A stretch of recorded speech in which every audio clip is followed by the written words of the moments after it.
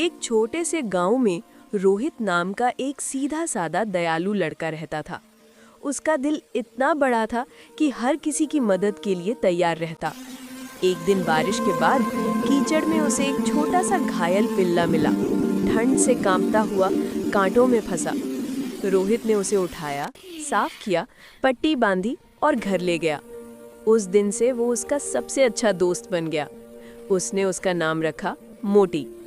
धीरे धीरे दोनों की दोस्ती ऐसी गहरी हुई कि गांव वाले कहते, रोहित जहां वहां मोटी जरूर होगा।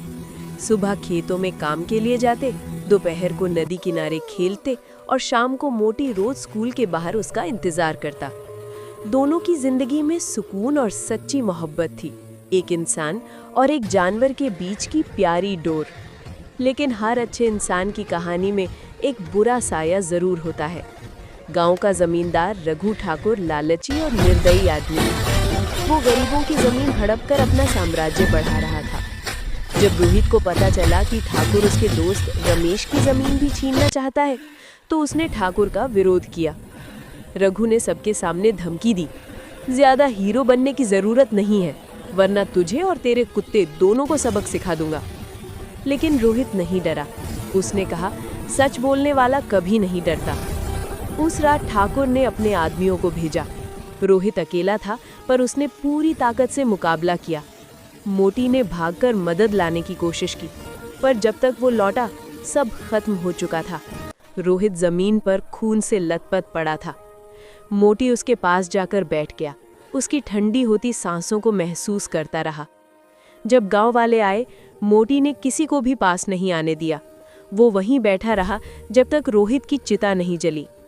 दिन बीतते गए, लेकिन मोटी का दर्द नहीं मिटा।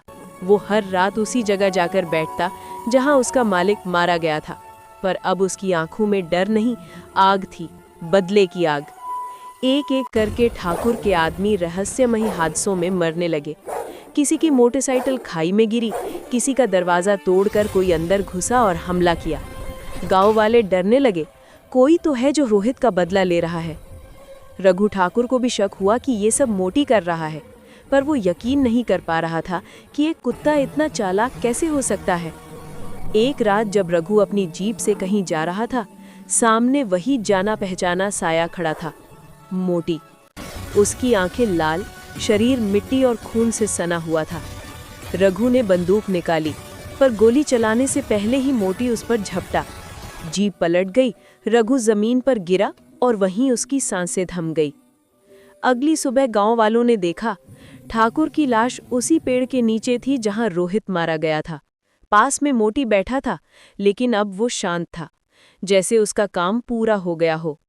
उसी दिन उसने आखिरी सांस ली, अपने मालिक की तस्वीर के सामने। गांव वालों ने रोहित और मोटी दोनों के लिए एक छोटी सी समाधि बनाई।